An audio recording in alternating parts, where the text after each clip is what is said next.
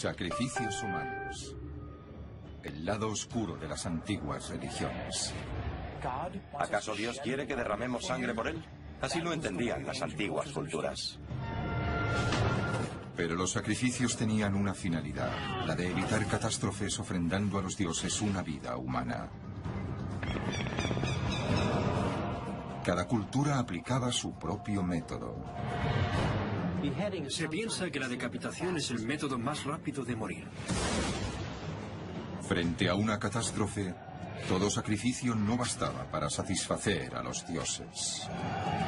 Sacrificios humanos, dioses sanguinarios. El mundo antiguo era un mundo terrorífico, caracterizado por la brutalidad y la vida efímera. Entre la enfermedad, la hambruna y la guerra, cada vida humana parecía estar casi al borde del desastre. En la desesperación, muchas sociedades primitivas se volcaron a los sacrificios humanos para aplacar a los dioses. La práctica de cualquier sacrificio surge a raíz de la creencia en un dios o más y de la convicción de que si logramos apaciguarlo, podemos conseguir sus favores. Son varios los motivos que llevan al sacrificio ritual. Algunas sociedades practicaban el sacrificio para obtener fertilidad, otras para garantizar el poder. Pero ningún motivo ha tenido tanto peso como el de evitar una inminente catástrofe.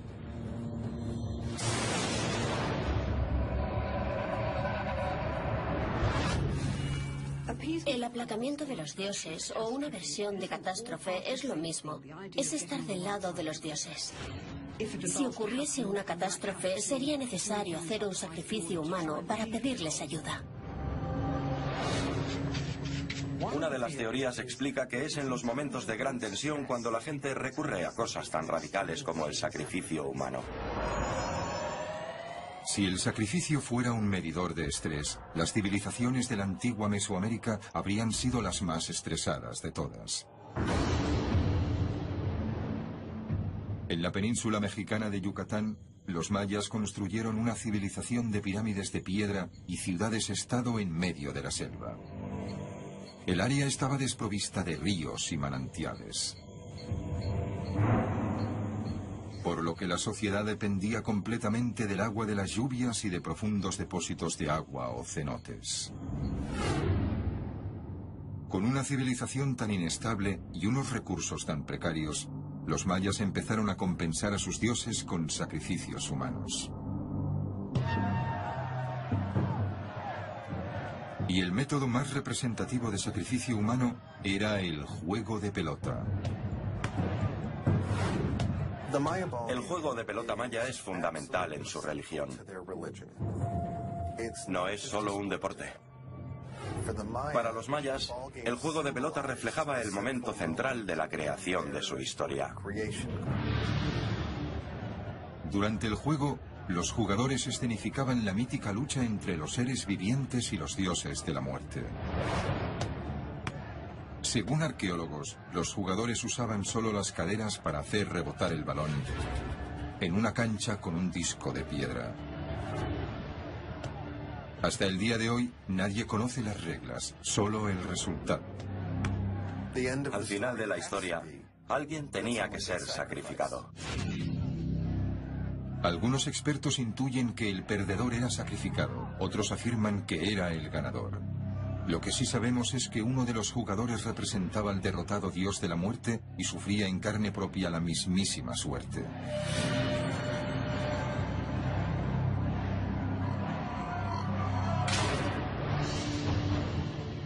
Posiblemente los mayas recibieron de sus antecesores olmecas el legado del sacrificio humano, pero solo los mayas adoptaron el rito de sangre dentro de la sociedad que gobernó el Yucatán durante casi 1300 años. Veneraban una serie de temibles dioses como Chac, el dios de la lluvia, o Quicín, el señor del inframundo.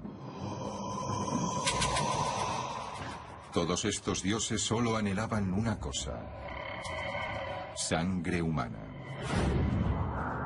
Sin ella, los mayas creían que los dioses traerían sequía, hambruna y pestes, por lo que los mayas siguieron con el pacto sangriento. En el apogeo de la cultura maya, los reyes, en sus constantes luchas, no se disputaban el territorio, sino prisioneros de otras ciudades mayas. Una vez capturadas, las víctimas eran torturadas, apaleadas, desangradas o les arrancaban las uñas, todo para honrar a los dioses. Algunos de los altos cortesanos eran encarcelados, golpeados y torturados. Pero al final, siempre acababan convirtiéndose en otros jugadores de esa representación ritual. En el sagrado juego de pelota, el sacrificio de la víctima simboliza el triunfo de los mayas sobre la muerte.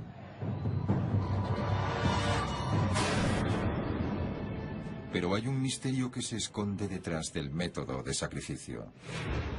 Los expertos sospechan que era la decapitación.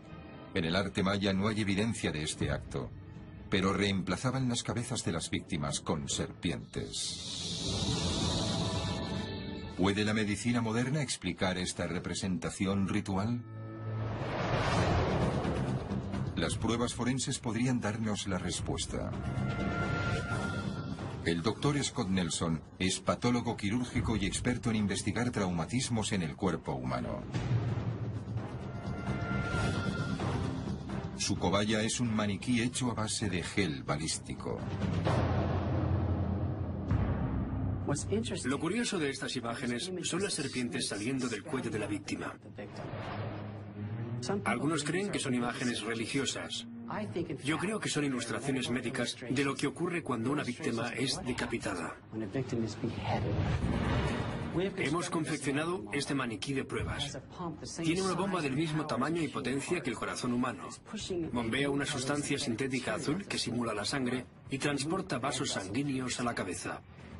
Consideremos el estado de la víctima.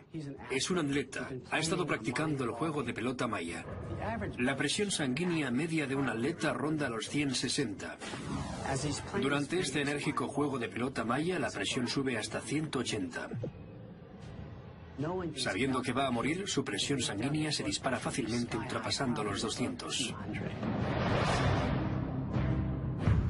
El motor cardíaco está configurado para emular la presión sanguínea de la víctima. ¿Será suficiente para que la sangre sea eyectada a lo alto, como las gigantes serpientes de los bajorrelieves mayas? Estamos a punto de descubrirlo. Me quitaré la bata. En las ilustraciones vemos una espada de sílex, grande y pesada, que usaban para las decapitaciones. Hoy contamos con una espada medieval muy grande que se asemeja en peso al arma de los mayas. Vaya.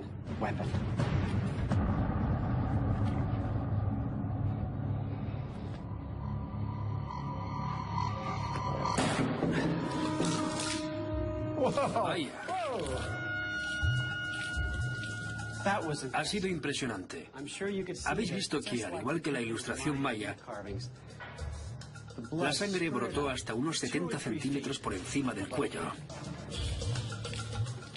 Esto demuestra que la imagen de las serpientes no es una imagen religiosa, sino una ilustración médica de lo que sucede con la decapitación. Muy impresionante, pero por supuesto es un final trágico para la víctima. Sin embargo, el momento del impacto a veces no es el final de la víctima.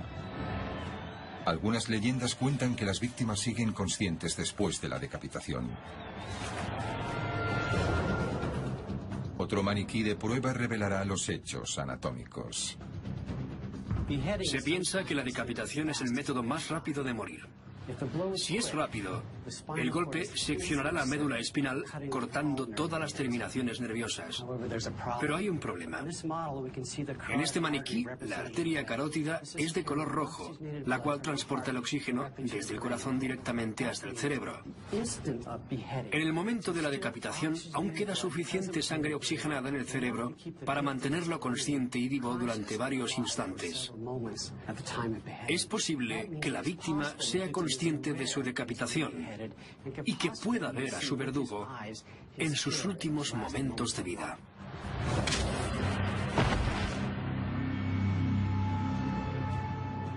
Se sacrificaron a miles de víctimas con este ritual en las canchas de todas las ciudades mayas. Pero puede que las víctimas aceptaran estoicamente su propia muerte intercambiándola por el bien del pueblo. El típico guerrero maya envidiaba la muerte de esas víctimas sabiendo que iban a estar en un lugar mejor y que serían recordadas dentro del grupo por su valentía, confianza y autenticidad. Algunos mayas incluso derramaban su propia sangre en macabros rituales para evitar la inminente extinción de su civilización.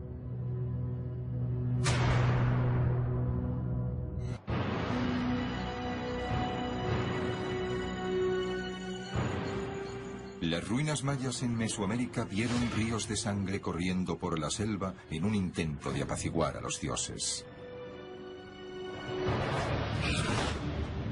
Y en la ciudad maya de Yaxchilán, una estela tallada muestra a una aristócrata bajo el nombre de Señora Choc, realizando un curioso e inquietante ritual.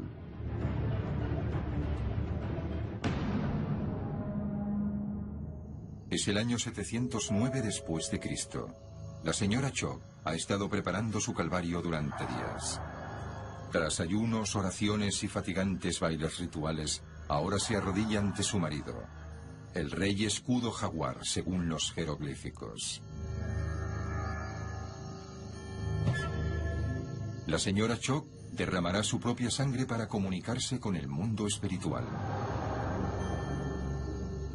La sangría se realiza a través de una larga cuerda con espinas de cactus. Se autoperfora la lengua haciendo un agujero. La sangre brota del sensible músculo lleno de venas. Introduciendo la cuerda en el orificio de la lengua temblorosa, la señora Choc tira con fuerza trinchando con las espinas la carne viva. La sangre cae en un recipiente, una ofrenda sagrada para los dioses.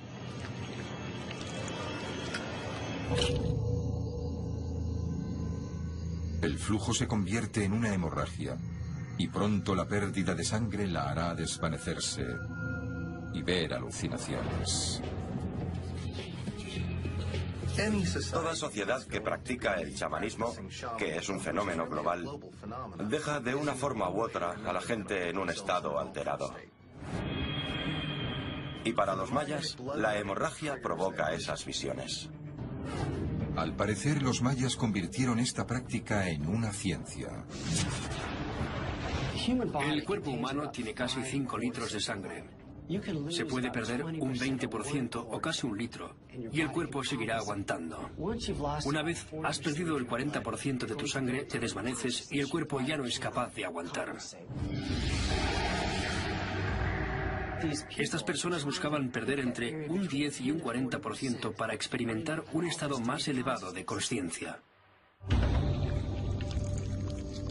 Perder esa cantidad de sangre puede llevar a la muerte, pero la señora Choc sigue con vida y tiene visiones tras desvanecerse.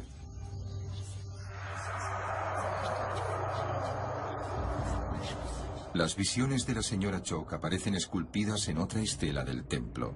Una visión de su antepasado la bendice por su ofrenda de sangre.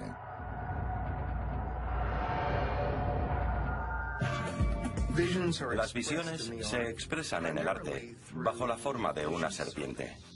Empieza como humo y se transforma en serpiente. La serpiente sube y de sus fauces sale precisamente uno de sus antepasados. Los antepasados están satisfechos. La señora Choc y su marido, el rey jaguar, serán victoriosos en la guerra, conquistando ciudades vecinas y reinando durante más de 60 años. Tendrán tanto éxito que incluso se les construirá un templo, donde la señora Choc y su visión de sangre estarán grabadas para siempre sobre estelas de piedra. Templos como este eran fundamentales para la religión maya, pero para ellos había otro lugar más sagrado aparte de las pirámides. Y ese lugar era un agujero en la tierra. Los cenotes mayas y cuevas subacuáticas. Además de las lluvias, estos arroyos subterráneos eran la única fuente de agua de los mayas. El dios de la lluvia, Chak, era adorado dentro de las cuevas.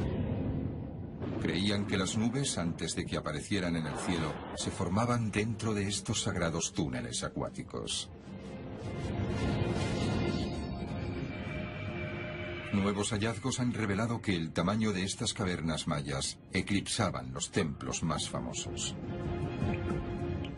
Lo fundamental en la religión maya es la tierra. Está viva, se mueve. Por eso las cuevas son el elemento más sagrado, porque uno entra literalmente en la tierra. Según los mayas, estas cuevas apuntaban el camino hacia el inframundo. Habían construido caminos hacia distintas áreas y probablemente hacían un circuito ritual pasando por puntos en los que hacían ofrendas. Solo una ofrenda podía saciar al dios de la lluvia, Chak. Un niño humano. El primer hallazgo de sacrificio humano puedo recordarlo muy bien porque sucedió en la cueva de Aktun Tunichil. Me mostraron un pequeño hueso que sobresalía de la tierra. Así que tuve que excavar cuidadosamente para salvarlo. Y resultó ser el de un niño de unos 5 o 6 años. Cuando uno trabaja en esto, es imposible no pensar en lo que pudo haber ocurrido.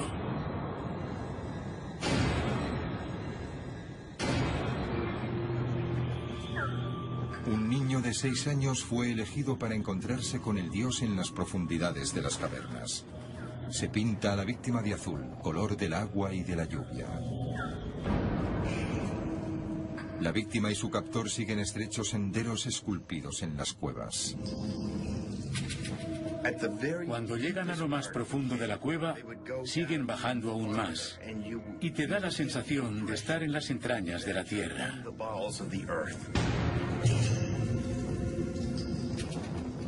A orillas de un lago subterráneo, el niño se enfrenta al sacerdote del dios Chak. El sacerdote ataca. El cadáver del niño es arrojado al lago junto a muchos más. Hay por lo menos 100 cadáveres. Y seguramente han sido víctimas de sacrificios, porque los cuerpos simplemente fueron arrojados a un lago. El número de víctimas podría ser una señal de desespero, o si no, ¿cómo podría explicarse la repentina caída del imperio en la cúspide de su poder? Las suntuosas ciudades y sus pirámides fueron abandonadas. La caída de la civilización maya sigue siendo tema de debate, pero quizá uno de los desencadenantes fuera la lluvia. Pese a los intentos de apaciguar al dios Chak, la lluvia dejó de caer. Pruebas geológicas y de anillos de los árboles muestran que una catastrófica sequía devastó el territorio maya en el año 800 después de Cristo, la peor en 7000 años. Al secarse el agua, los cultivos murieron, desatando el hambre, enfermedades y provocando la muerte de miles de personas. En el año 900, las grandes ciudades mayas ya estaban desérticas y poco a poco iban siendo devoradas por la circundante selva. Los esfuerzos para saciar el dios de la lluvia no dieron sus frutos.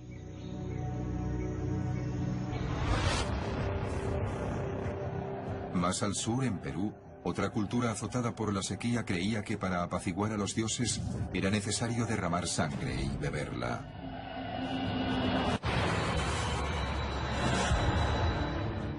Perú es conocido por su antigua civilización inca, la fundadora de la ciudad monumental de Machu Picchu. Pero 6 siglos antes de la aparición de los incas, otra cultura había dominado Perú: los moches. Año 700 después de Cristo, la Huasca de la Luna en la costa peruana. Un alto sacerdote ataviado con plumas y oro macizo espera su primera víctima. Una ofrenda de sangre a los dioses. Es un sacerdote del pueblo mochica, el pueblo que gobernó las planicies costeras desde el año 100. Sus pirámides son comparables a los mayas y aztecas. Sus obras de arte son realistas, sangrientas y eróticas. El elemento más importante en la vida mochica era uno de los más escasos: la lluvia. En la costa norte de Perú, las lluvias son muy escasas. Es uno de los sitios más secos del mundo. Al igual que los mayas, los moches creían que para que la lluvia cayese eran necesarios chubascos de sangre. En la Huasca Mochica, un guerrero virú de la tribu enemiga ha sido capturado. Se humilla a los pies de un sacerdote que empuña un cuchillo especial, el tumi. Es un arma sin carácter defensivo y no se emplea en la guerra. Fue concebido para una sola tarea: cortar gargantas. Mientras la víctima aguarda el filo mortal, su corazón y su presión sanguínea se disparan. El sacerdote hace un corte con el cuchillo sagrado, rasgando músculos y arterias. El sacrificio se completa tras la recolección en un cáliz de la sangre que emana y de su libación. La sangre se convierte en alimento para los dioses y sacerdotes. En muchas sociedades, la sangre es una sustancia muy importante, símbolo de la vida, de la fuerza de la vida, de salud. Lo que vemos aquí es alguien bebiendo la fuerza de su prisionero e integrándola en su propio cuerpo. Es beber la fuerza de la vida, la esencia de los capturados. En la pintura mochica se representan sacerdotes bebiendo copas enteras de sangre humana. ¿Por qué son tan realistas las antiguas imágenes? Esto es una unidad de sangre. El cuerpo humano tiene 10 bolsas de estas. Cortando la garganta de una víctima se pueden recolectar 4 bolsas, lo que equivale a 1,5 botellas de vino. El cuerpo humano puede proporcionar mucha sangre para beber. Una vez ingerida la sangre, el cuerpo drenado y sin vida del guerrero se apila detrás de la plaza, junto a otros cadáveres de sacrificios anteriores. Los sacerdotes mochicas sacrificaron víctimas durante casi 5 siglos. Pero hacia el año 800, las cosas cambiaron. Al contrario de la sequía de los mayas, los moches vieron abundantes precipitaciones en su región. Los científicos lo llaman el Niño. Un fenómeno climático recurrente que afecta la costa oeste del continente americano cada pocas décadas. Y en esta ocasión la corriente fue la peor en siglos. El Niño es una catástrofe medioambiental porque es como una inundación relámpago, tu peor enemigo si es de las grandes. Devasta los campos, todo se inunda y destruye los canales de irrigación. Las pruebas de la devastación están en los anillos de los árboles, en sedimentos geológicos y en las fosas sacrificiales. En una de las fosas, arqueólogos hallaron docenas de cadáveres parcialmente enterrados bajo arena y barro. seguramente arrojados a la fosa durante las tormentas de lluvia. Es una señal de la desesperación de los moches. Una tras otra, las gargantas se cortaban en medio de un diluvio torrencial, en un intento desesperado de apaciguar la furia de los dioses. No funcionó. Hacia el año 800 después de Cristo, la cultura mochica se extinguió y sus ciudades fueron abandonadas. Las únicas pruebas existentes son las imágenes perturbadoras de la libación de sangre y las víctimas empapadas de barro. Intentos fallidos de aplacar a los sedientos dioses. Mientras la civilización mochica veía su fin, al otro extremo del planeta, otro rito sacrificial estaba en alza. Hacia el 900 después de Cristo, Europa conformaba una variedad de reinos cristianos. Excepto algunos países nórdicos, Dinamarca, Noruega y Suecia permanecieron paganas. Naciones que siguieron practicando los sacrificios humanos. Es el año 965 y aquí en el litoral norte de Europa surgen las tinieblas de la Alta Edad Media.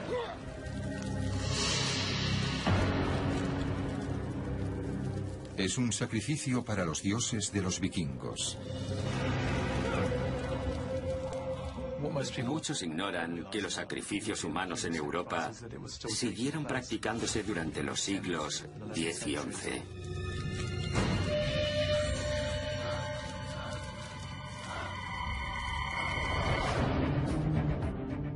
Los pueblos nórdicos vikingos hicieron de Escandinavia su hogar.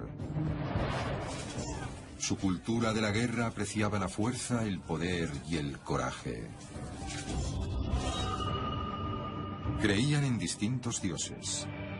Thor, el despiadado dios del trueno. Freya, la diosa que amparaba a los guerreros vikingos muertos. Y Odín, el rey de los dioses, que exigía de sus devotos la sangre humana de guerreros capturados. En la era vikinga, la mayoría de los sacrificios fueron rendidos a Odín, el jefe de los dioses. Como dios de la guerra, Odín exigía sangre de batallas victoriosas. Y para saciar al dios, los vikingos practicaban un sacrificio llamado el águila de sangre. El proceso del águila de sangre es bastante inquietante. Se tomaba a la víctima y se le tallaba la forma de un águila en la espalda.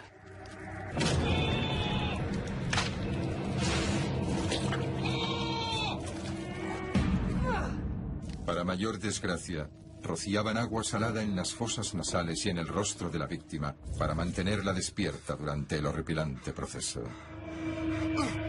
Se decía que cuanto más dolor, más contento se ponía Odín. Basándose en obras de arte y textos, los expertos concluyen que el proceso consistía en abrir la espalda de la víctima para ver la columna.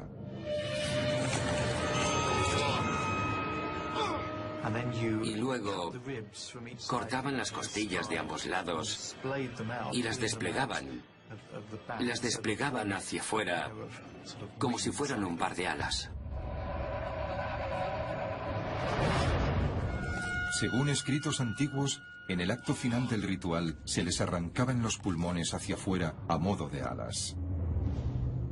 Es una saga insólita e inverosímil, tan insólita que algunos expertos dudan de la existencia del águila de sangre. ¿Pero es auténtica la leyenda? ¿Es posible tal práctica sanguinaria? Tengo en manos un puñal de hierro, del tipo que habrían empleado los vikingos. No solo está muy afilado, sino que también es grande. Algo más pequeño no habría dado la talla. Voy a cortar el tejido tratando de no dañar vasos importantes, de no perforar ningún órgano y llegar a las costillas. Podemos oír unas fracturas de costilla. Voy a apartar el tejido hacia atrás. Tengo que llegar a los pulmones. A ver si consigo romper las costillas. No creo que hayan podido sobrevivir a esto. Hay otro problema añadido. La leyenda dice que después de abrir la espalda, sacaban los pulmones para que parecieran unas grandes alas sangrientas. Pero una vez que penetramos en la cavidad torácica, se escucharía un influjo de aire y los pulmones se encogerían cual un globo de aire que se desinfla. Así que en lugar de un pulmón estirado y lleno parecido a un ala, tendríamos algo del tamaño de una pelota de tenis. Por esa razón, no creo que se trate del método referido en la leyenda que nos ocupa. Pero hay otra posibilidad y otro experimento tétrico de anatomía humana que podrían desvelar los secretos del águila de sangre. Hay otra explicación para esta leyenda. La escápula u omóplato también es conocido como espaldilla. Es un hueso plano y largo situado en la parte superior de la espalda. Así que si tuviésemos que cortar con nuestro puñal el tejido de esta manera desprendiendo los músculos de la espalda, no estaríamos afectando los pulmones. Estoy cortando los músculos del trapecio para apartar el omóplato de la espalda.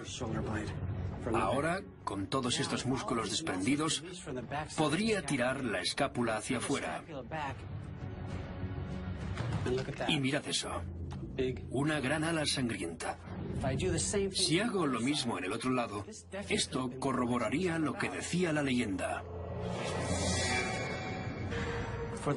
En cuanto a la víctima, es posible que estuviera viva mientras se hacían las incisiones en cosa de pocos minutos.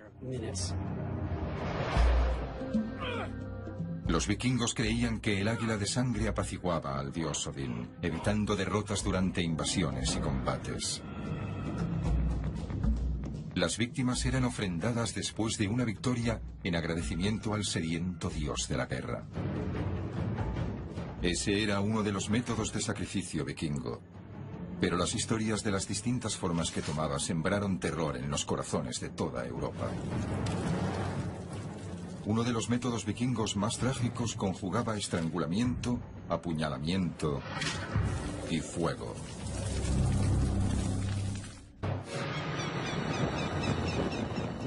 El rito sacrificial águila de sangre fue considerado durante un tiempo como una leyenda, que al fin y al cabo resultó ser verdadera. Sin embargo, muchas de las creencias populares acerca de los vikingos son falsas. Ellos no bebían de los cráneos de sus enemigos, no incendiaban todas las aldeas que invadían, e incluso nunca usaron los famosos cascos de cuernos. No obstante, una de las leyendas es verdadera: el funeral vikingo. Numerosos testigos relatan el incendio de un barco dragón transportando el cadáver de un guerrero.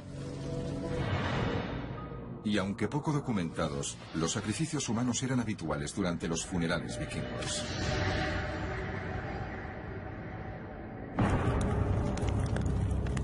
Un viajero árabe llamado Ibn Fadlan pasó una temporada viviendo con una comunidad vikinga en el año 921 después de Cristo.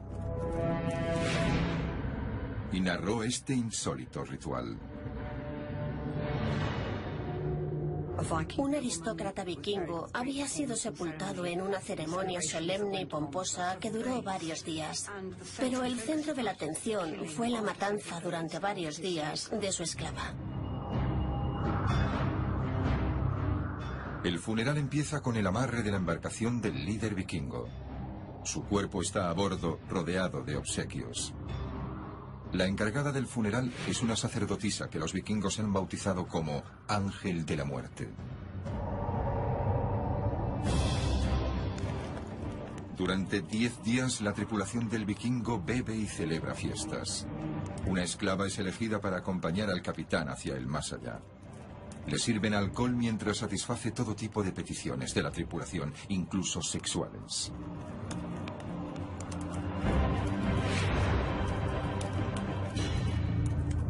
Al 10º día, el ángel de la muerte convoca a la víctima para que tome su lugar al lado de su amo muerto. Sabe cuál será su destino y se despoja de sus joyas entregándoselas al ángel de la muerte. Tras una señal, los vikingos estrangulan a la joven.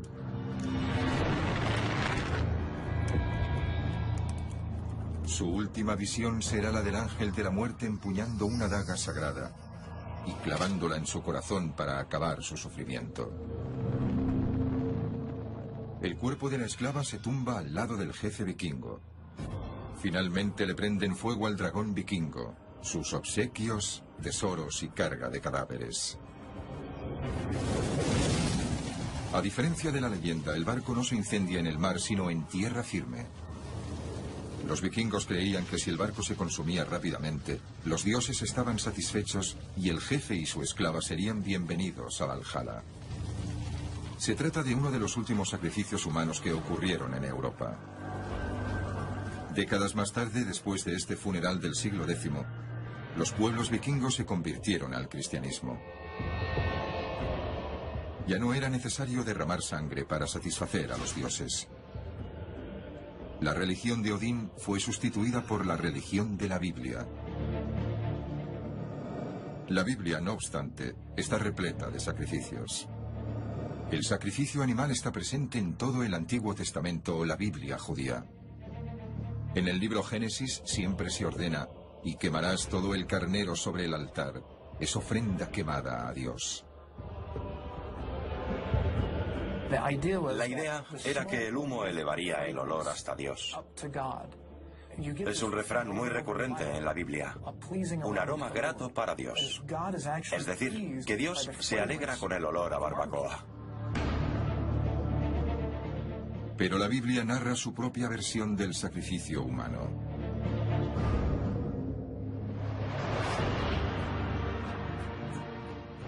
La sangre es lo único que satisface a Dios. Una historia parecida a la de los vikingos. Solo que ese Dios está en el Antiguo Testamento y la sangre que él reclama es la de Isaac, el único hijo de Abraham. Las tres religiones monoteístas, el judaísmo, el cristianismo y el islam, todas parten de un acontecimiento: cuando Abraham escala la montaña y sacrifica a su hijo. El Dios de Abraham interrumpe el sacrificio antes de que se derrame sangre. Es una prueba de la obediencia de Abraham y la ha superado. A partir de ese instante, la Biblia denuncia el sacrificio humano. Pero eso no significa que nunca haya ocurrido. Varios libros de la Biblia condenan un sacrificio humano particular: el de pasar por el fuego, un ritual practicado por los enemigos de los israelitas, los cananeos. Se desconoce la esencia de esta costumbre, pero era abominada por los autores de la Biblia. Algunos sospechan que los antiguos israelitas también la practicaban. Imagina que en un estacionamiento hay placas que dicen "prohibido patinar". Seguramente tienen problemas con niños patinando y ocurre lo mismo con los pasajes bíblicos. Si ves textos que dicen "no pases a tus hijos por el fuego", son malos porque obligan a sus hijos a hacerlo, lo más probable es que los israelitas siguieran practicando sacrificios. Pero ¿en qué consiste pasar por el fuego? Según antiguos escritores, el ritual estaba vinculado a un ídolo de bronce, en el que las víctimas perecían quemadas. La Biblia condena las prácticas religiosas de los grandes enemigos de los israelitas, los cananeos. Ambos pueblos lucharon por el territorio durante siglos, y la Biblia dice que uno de los mayores pecados de los cananeos era hacer pasar a sus hijos por el fuego. Año 300 a.C.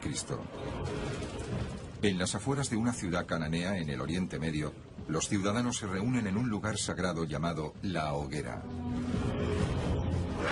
Han venido para venerar un ídolo de bronce, un dios que la Biblia ha llamado Moloch. También conocido como Baal y representado con una cabeza de toro, Moloch es el rey de las tormentas. Moloch provoca terribles inundaciones e implacables sequías, a menos que sea alimentado. Moloch es considerado un falso dios en la Biblia. Los israelitas condenaban el ritual de pasar por el fuego para tranquilizar a Moloch.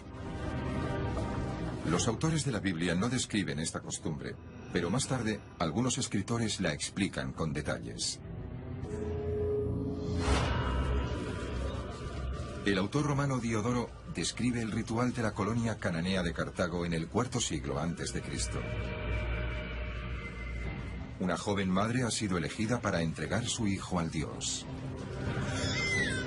El sacerdote coge el bebé y se lo ofrece al ídolo de bronce.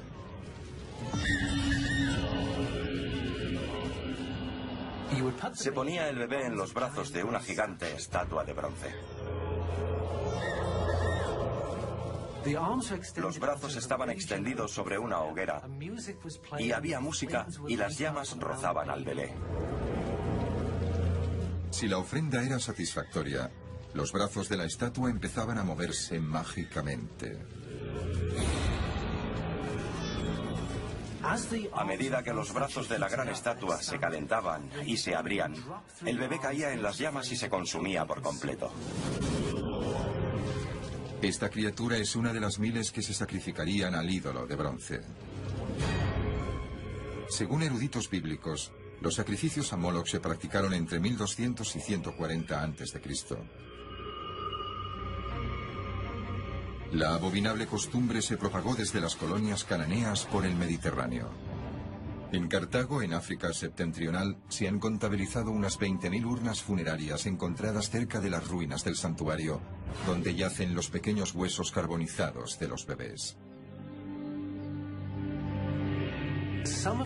Algunas de las sepulturas tienen pequeñas inscripciones explicando que los bebés eran obsequios a los dioses, que no se trataba de simples entierros. Pero queda una pregunta en el aire. ¿Cómo permite una madre que su hijo se someta a una muerte tan atroz? La respuesta refleja la dura realidad del mundo primitivo. En muchas sociedades antes de los últimos 200 años, casi el 50% de los bebés que nacían morían por causas naturales antes de los 5 años. La mortalidad infantil era espantosa y para aceptar este hecho, la gente solía decir que los bebés no eran seres humanos del todo. Así que, de algún modo, para la gente de antes, sacrificar a sus hijos era más fácil que para la gente de ahora. Es una medida desesperada que las sociedades primitivas debieron de tomar. Entregar la vida de pocos para evitar la destrucción de muchos. Hoy nos quedaríamos horrorizados. ¿Acaso Dios quiere que derramemos sangre por él? Así lo entendían las antiguas culturas.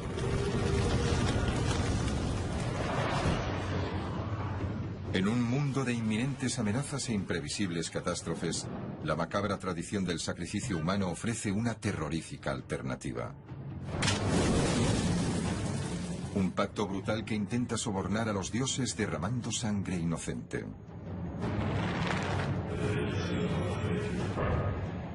De la selva del Yucatán, pasando por los desiertos del Oriente Medio hasta los campos de Noruega, bien han valido los sacrificios humanos para ganarse los favores de los insaciables dioses.